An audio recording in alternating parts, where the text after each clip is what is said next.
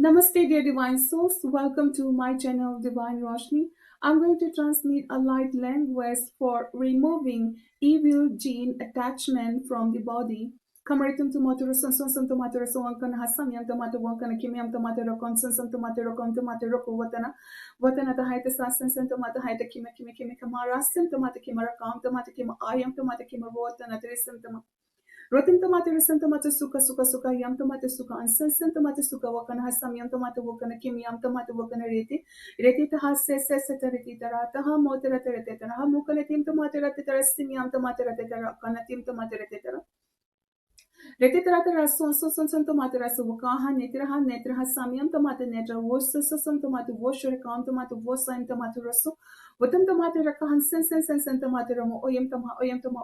hanetim tomate oyem tomate rakahan sen tomate rakamuka shishim tomate muka ram tomate muka hanetim tomate muka Mukaterase, Sesen tomaterase, Hin tomaterase, Kosun tomaterase, Koshashin tomaterase, Bukana Hamiam tomato Bukana Kene Kana, Sutamutana, Tinitim tomato Conetera symptoma.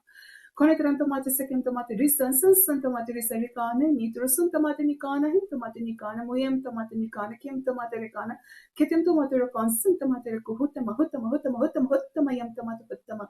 Tomato motion, shun tomato mosurukan, tomato koshon, mitrama tahayati sayam tan, tomato sayate kayam tomato kosho, kayam tomato koso, resem tomato raka, hayam tomato raka, vakim tomato rako, osen tomato rama, omiyam tomato kasi, onsen tomato rama, omiyam. Thank you, divine, and thank you all.